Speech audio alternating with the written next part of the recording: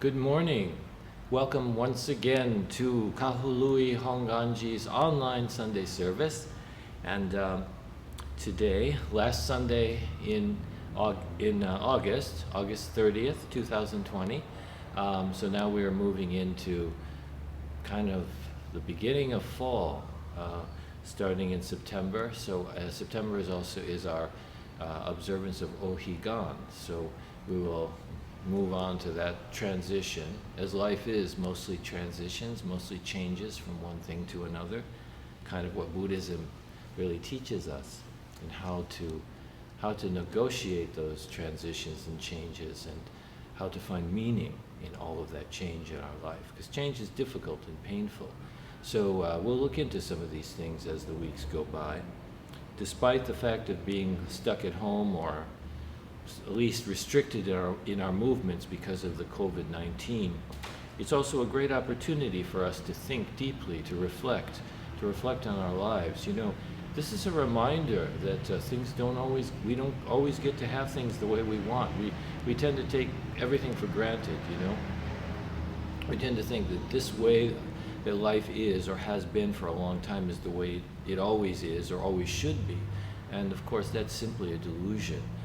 Life is constantly changing and full of unexpected bumps in the road, and we have to understand what that means in the context of our lives.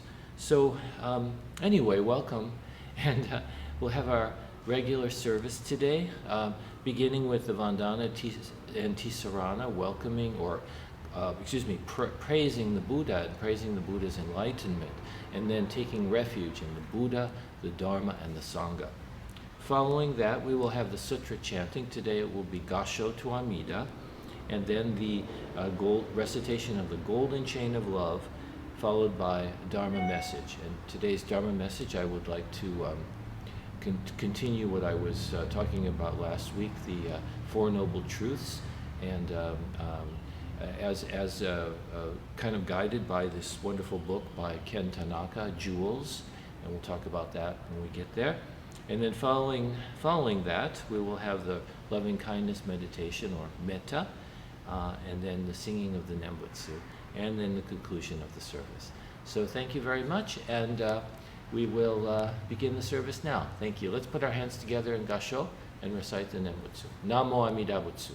Namo Amida Butsu. Namo Amida Butsu.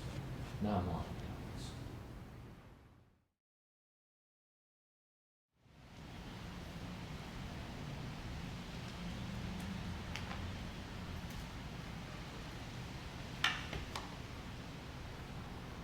Namo Amida Butsu. Namo Amida Butsu.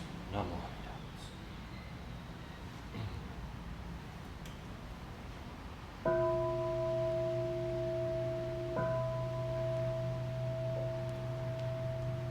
Namo tassa bhagavato arahato sammasambuddhassa. Homage to him, the exalted one, the enlightened one, the supremely awakened one. Bhutang saranang gacchami, dhammang saranang gacchami, sanghang saranang gacchami. I go to the Buddha for guidance.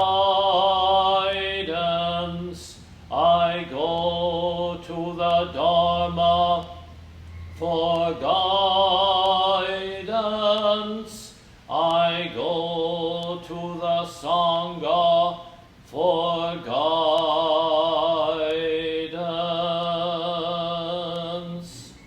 Namo Amida Butsu. Namo Amida Butsu. Namo Amida Butsu.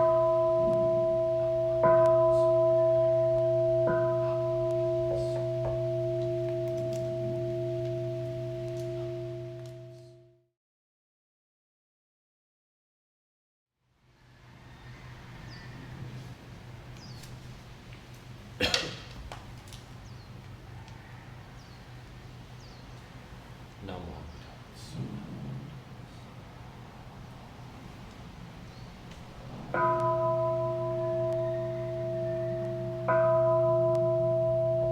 Namo Amida Butsu.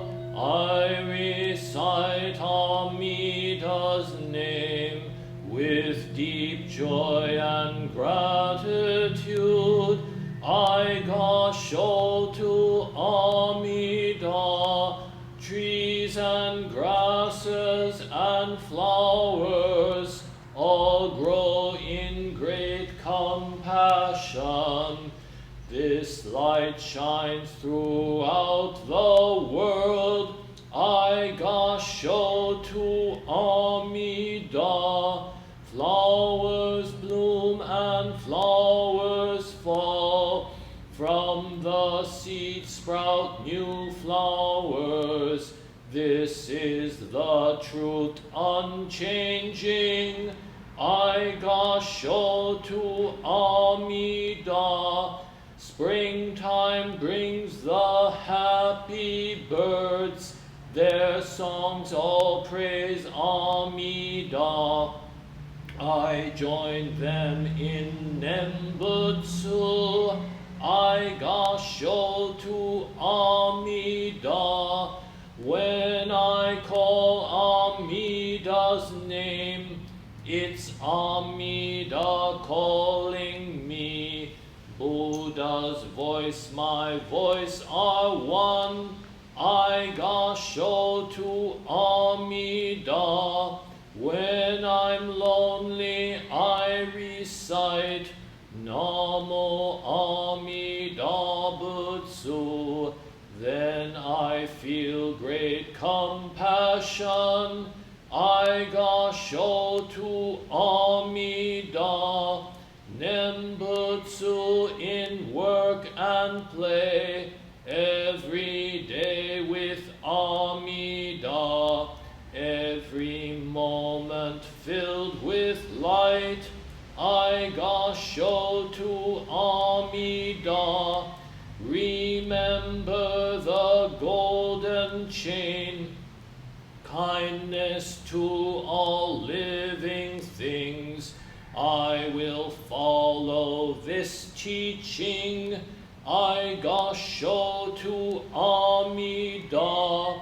In the clear bright morning sun, in the fading light of day, in the darkness of the night, I gasho to Amida. Namo Amida Butsu. I live in great compassion. This great power guides my life. I gasho to Amida.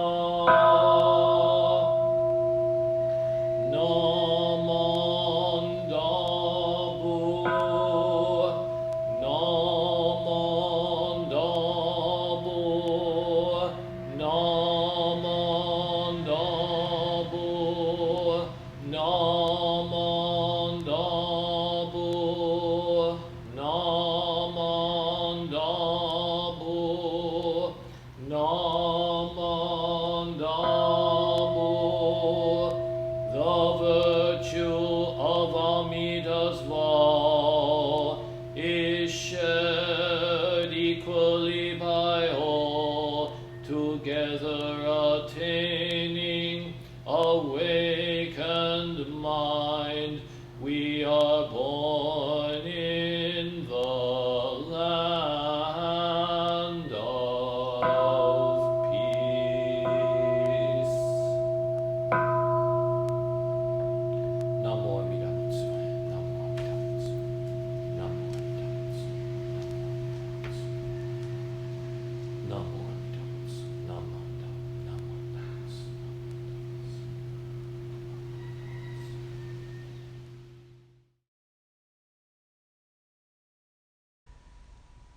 Golden chain of love.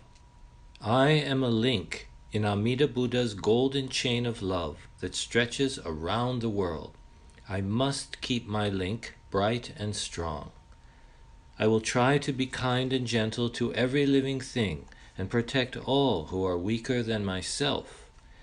I will try to think pure and beautiful thoughts, to say pure and beautiful words, and to do pure and beautiful deeds, knowing that on what I do now depends not only my happiness or unhappiness, but also that of others. May every link in Amida Buddha's golden chain of love become bright and strong, and may we all attain perfect peace. Namo Amida Butsu, Namo Amida Butsu, Namo Amida Butsu.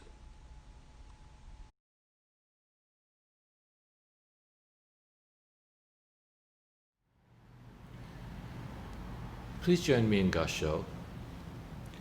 Namo Amida Butsu, Namo Amida Butsu, Namo Amida Butsu, Namo Amida Butsu, Namo Amida Butsu.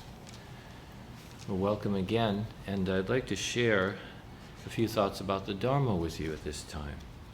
Now, last week I talked about this book, Jewels, by Ken Tanaka, and I just kind of sharing some of the things that he talks about in this book, and also kind of expanding on it, giving in my own reflections. But we're talking about the Four Noble Truths, and I'd like to kind of go back to that, and as well as the Eightfold Noble Path. So, but I want to I had a few more thoughts about the truth of suffering. And I told you that last week. I told you, suffering is dukkha in the Indian language. It doesn't mean just the aches and pains of life or the troubles of life, but it has to do with our attitude toward them, the lack of harmony, the lack of peace in our mind. And thought about that a lot. The Reverend Tanaka shares the story about the greedy dog who steals a bone from a puppy, and then then he sees a reflection in the water when he's crossing a bridge of another dog with a bone in its mouth. He sees another dog with a bone in its mouth. He thinks it's another dog, so he opens his mouth to bark, and then of course he loses the bone that he has. And that's an illustration how we create our suffering by our false idea about what we need and what we see, what we perceive. But in another sense, I would take a little bit of issue with the idea that the dog is an example of suffering, because I was reflecting on this. We have a lot of animals around the temple here. We have a number of cats that we take care of, and there are a lot of chickens.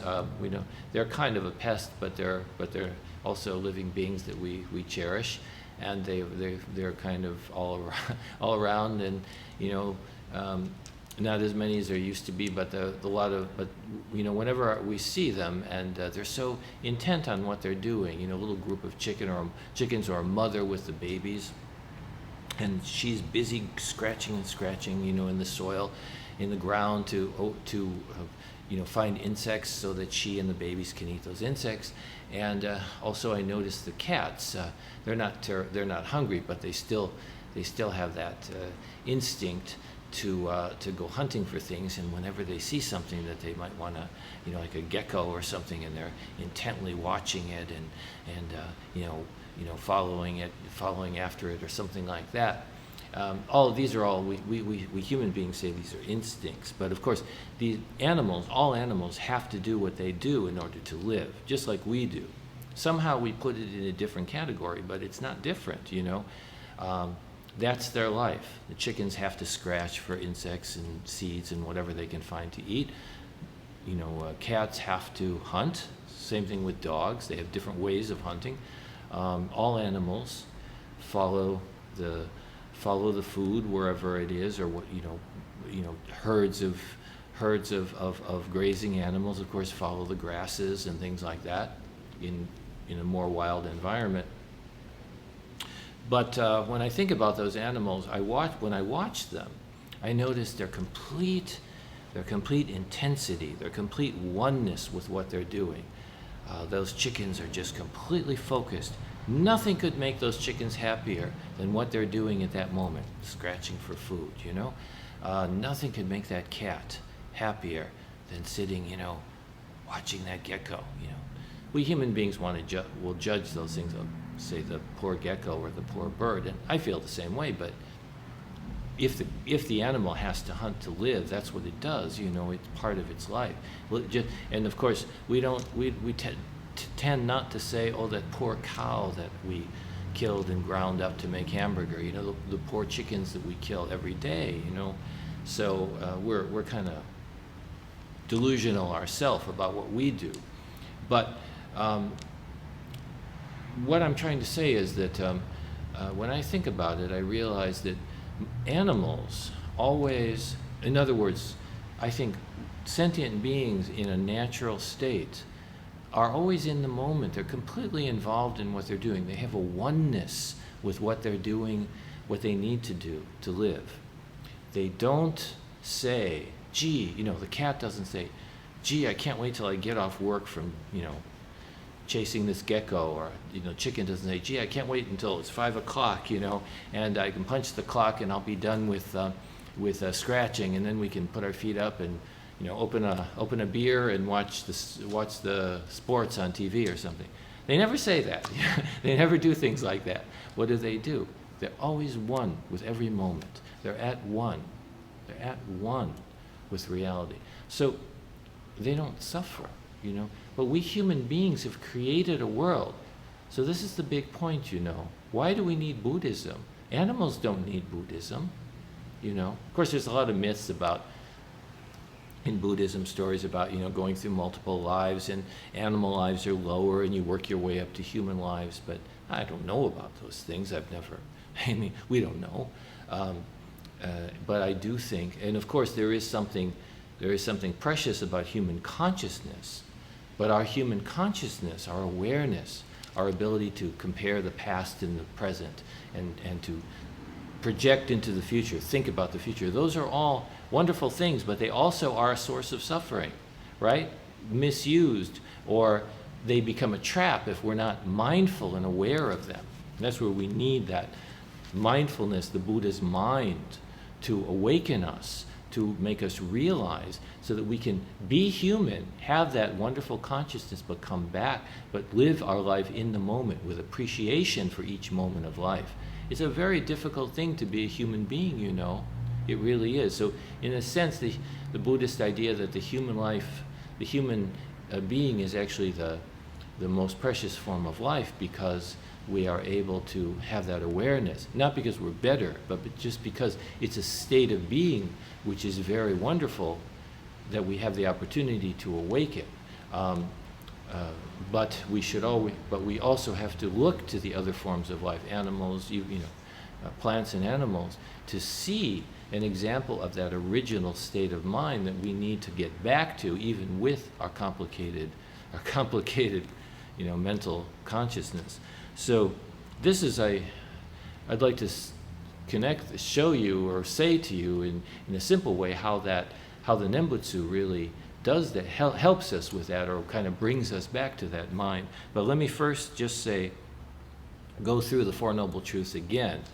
And so first we have, life is this suffering, dukkha, trouble, lack of harmony, right? Not just that things go wrong or things are painful, but that we are not satisfied. We're living every moment with a sense of, gee, if only this, if only that, And it starts from the time we're children. As soon as we're taught, if you're good, you'll get this, We're always, right from the start, we learn, we emulate adults, and we learn to want things that we don't have. We learn to be disappointed with the things we have, compare them with others. They're not good enough, right? That's suffering. That's the suffering. That's what creates all of the problems that humans create. It doesn't create all. Life is full of problems because of change, right? But that's the nature of life. Life is change.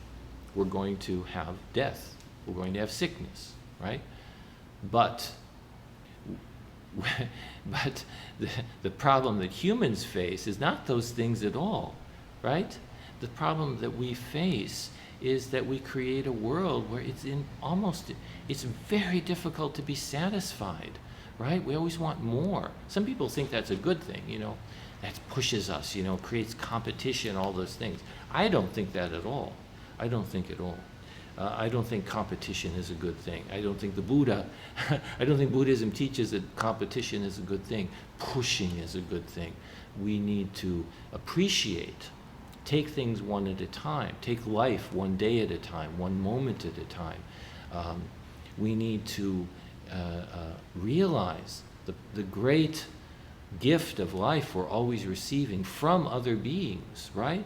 It's not about making myself into something great, something better than others. It's not about winning. It's about myself living this moment fully in complete awareness that I am in absolute connection, interconnection with all other human beings, all other beings, all things in the universe. And because of that, that means that I am only able to live with the help of others. And so in order to live fully, I have to also acknowledge the gift of life I receive from others and work for the benefit, for the happiness of others as well. That's Amida's vow. You see, Amida Buddha's vow is the fundamental reality of the universe. Only because of others I am able to be who I am. Therefore, my becoming is a process of bringing everyone along with me, everyone to true peace, to true happiness. Otherwise, we suffer. Otherwise, we suffer.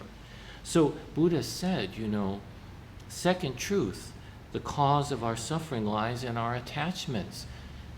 It's a kind of a thirst, Thirst is a very strong attachment, right? A very strong desire. When you're thirsty, you just really have to have some water, right? You really, really need water. Or hunger. When you're really hungry, you really need to eat, yeah? But that's a comparison, you see. But the attachment is not really just the fact that we get thirsty or hungry or desire things. That's not the real problem. The real problem is that we say, gee,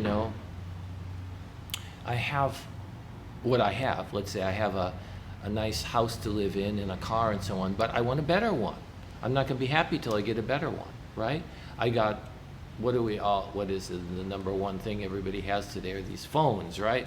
iPhone. I'm filming this on the phone, right? On the iPhone.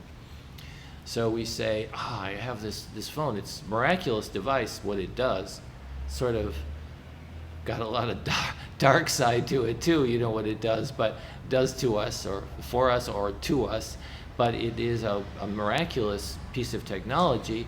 And all I ever read about, when I look on when I read articles and stuff, there's so many articles about, the new phone, the new model's coming out, what, everybody's so excited about the new one, I mean, that's our human nature, we just cannot, we have such a hard time being satisfied with what we have, and we keep thinking, I want more, I want something else, I want the newer model, there's something, as soon as I get what I really wanted, it's not enough anymore, it's not as good as I thought it would be, it's disappointing. That's the sad truth that Buddha pointed out to us. Only human beings have this problem, that's because of our consciousness, our awareness. We can think, we can compare. This is good, but that one's better. His is better, hers is better. It's a kind of a tragedy that we have that ability or that tendency.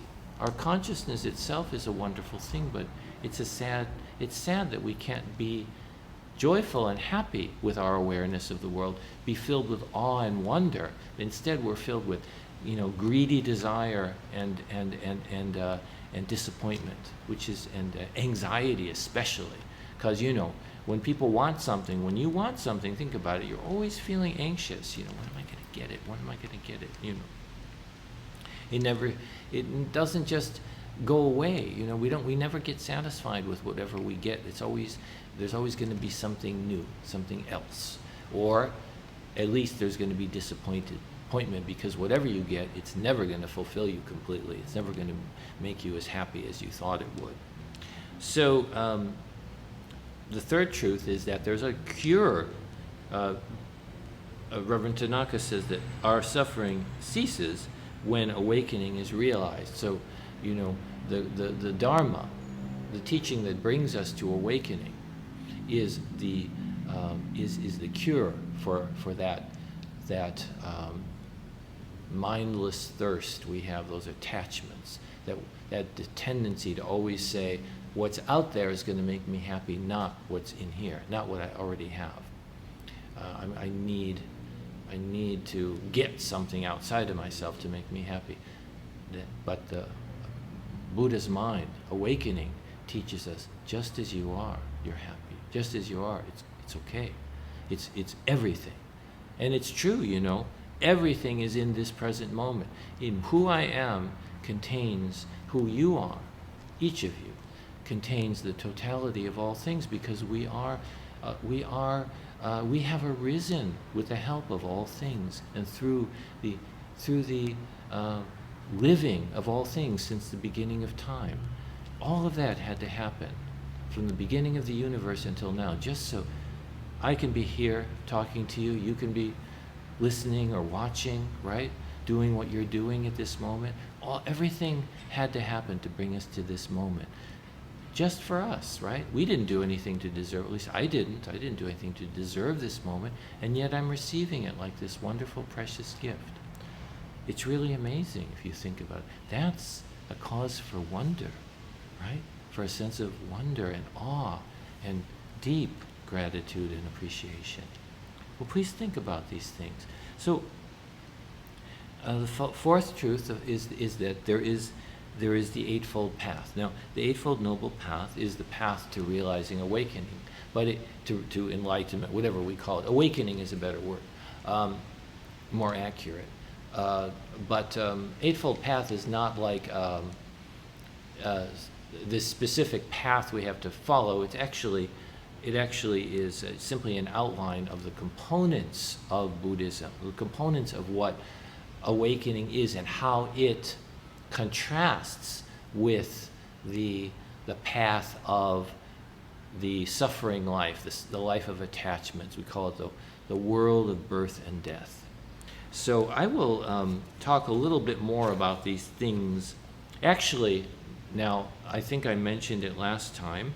But there are eight kinds of suffering which are contrasted to the Eightfold Path, in a sense. You know, the Eightfold Path is, and they both are the wheel of birth and death. They both are the wheel, like the wheel of Dharma with the 8 spokes, and the wheel of birth and death, 8 spokes. Those are kind of ways to help us to think about these things. Most important thing, recognizing all the things in life that are components or types of suffering, it isn't the thing itself. For instance, you know, birth, getting old, aging, ill, getting sick, death, having to encounter people in situations we don't like, having to separate or from people or situations, or have them come to an end, things that we do like, right? And so on, not getting what we want, and so on. Those are all things that in and of themselves are not suffering, are not causes of suffering. It's because of our mind, the way we are attached. So if I say, you know, I really, you know, all my happiness is wrapped up in me being young and good looking. Well, I don't know if I was ever young and good. I was young. I don't know if I was ever good looking, but being young and good looking. So now, as I'm getting older, oh my gosh, that's nothing to live for, because I'm not good looking anymore, right? So I have to have, you know, whatever, makeup and surgery or whatever, plastic surgery. That's okay, I mean, in and of itself, but you know, where is my happiness? You know, it has to be in people acknowledging that I look a certain way, or thinking. I know that, you know, when you try to act young, right, and you're 50 or 60, people know you're not young, right? It's a delusion that you're telling yourself, but that is something we hang on to. It's an attachment. Death, we want to pretend other people die, but not me, But death is very real. I could die any moment. We know that, right? So death itself is just part of transition, part of change. My life is going to come to an end, No matter how important I think everything I am is, it's going to come to an end. So I have to know that. I have to change my attitude about it. And this is just, I'm kind of going too long, so, but this is just to bring it kind of to an end. How do we change our attitude? It's very difficult. But when we have this Nembutsu mind, Nembutsu is the Buddha consciousness, the Buddha remembering, the Buddha awareness. And Buddha is awakening, to wake up. And when we live this life of Namo Amida Butsu, just realizing Namo Amida Butsu, what is that?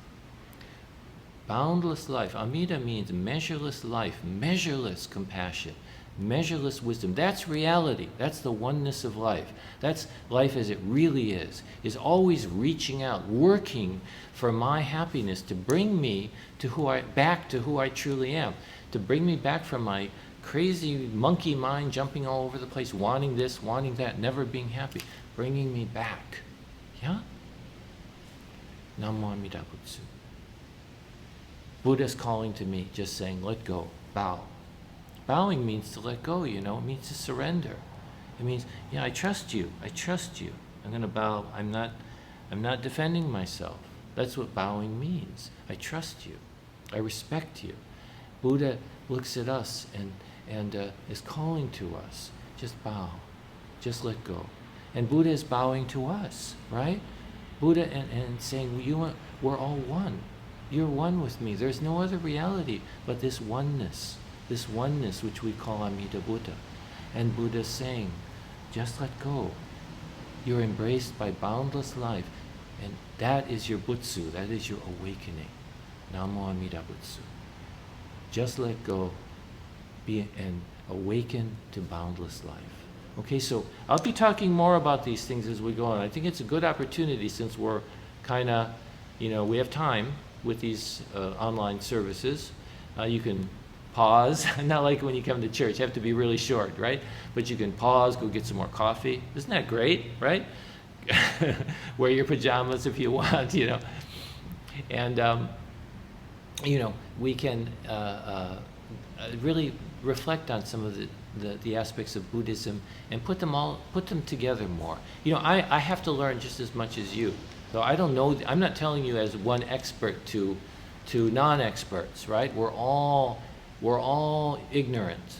We all have to learn. We're all seeking, trying to understand. So thank you very much for listening. And I will continue with using this wonderful book as a touch point to and sharing some of the wonderful passages in it with you. And again, if you do want to get a copy, I mentioned it last time, it is available on the BDK America website. Just go to BDK America website. Just look for the books that are available, and you can download the PDF. You can also order a copy, a paper copy. I think it's about $7, very reasonable. But if you don't want to, and they have many books, by the way, you can just download the PDF file and read it on your computer or print it out. Okay? Well, thank you very much for listening, and let's conclude now by reciting the Nembutsu. Namo Amida Butsu. Namo Amida Butsu. Namo Amida Butsu. Namo Amida Butsu. Namo Amida Butsu.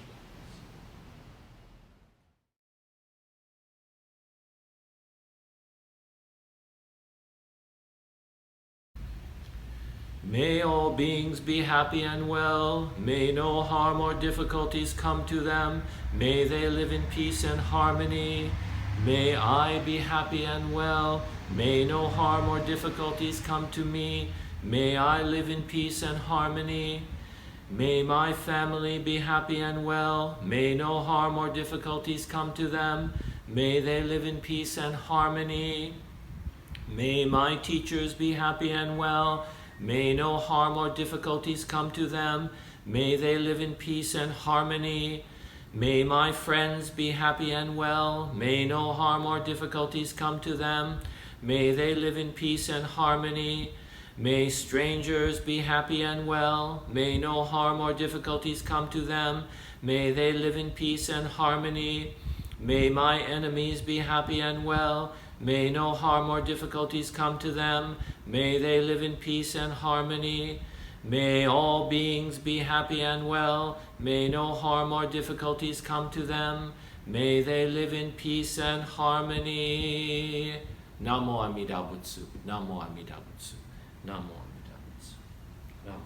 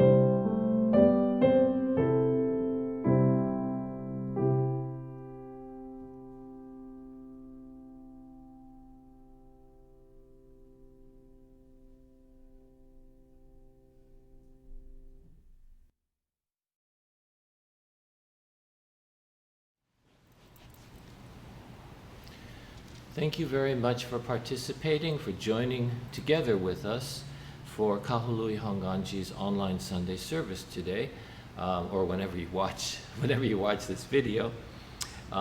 We really appreciate your support and just your spiritual support that you're watching the video, and any other kind of support you give to us is deeply appreciated. Just as an announcement, and if you watch afterwards, there will be some announcements in text following the end of these words. But just to let you know, September 27th, the last Sunday in September, will be our Ohigan service. The Ohigan is one of the major services, and it's a very important observance. And we will, and I will be letting you know a little bit more about that as the weeks go by. So thank you very much for being here, and I'd like to wish you all to be very safe and healthy, and please do your best to stay healthy, but also to help each other. And so many people are in need of help at this time, so it's kind of a balancing act, but we have to do our best to make sure that we are living examples of compassion in the world. So thank you very much, and let's conclude our service with the Nembutsu. Please join me in Gassho. Namo Amida Butsu. Namo Amida Butsu. Namo Amida Butsu. Namo.